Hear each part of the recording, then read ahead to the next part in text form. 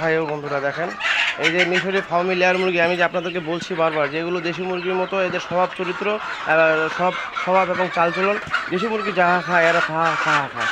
বিশ্বাস না হলে দেখেন, আপনি কি এইভাবে পাকিস্তানি মুরগি কিংবা সোনালী মুরগিকে দিতে পারতেন খাবার?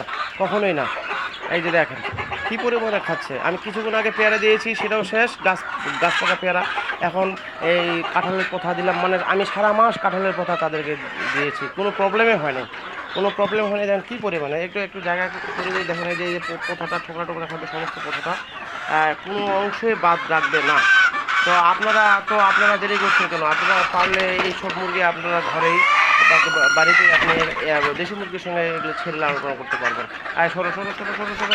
হ্যাঁ, হ্যাঁ, এই যে খায় শেষ নিমিষে খায় শেষ। ঠিক আছে বন্ধুরা, ভালো থাকবেন, সুস্থ থাকবেন। আর প্রয়োজন হলে আমার নাম্বারে যোগাযোগ করবেন। আমি ডিম বিক্রি করে থাকি, এর সঙ্গে যে মুরগি পাশে মুরগি আছে, মুরগি বিক্রি করে থাকি। লাগলে আমার সঙ্গে যোগাযোগ করবেন। আমার মোবাইল নাম্বার 019081167631। আসসালামু আলাইকুম, খোদা হাফেজ।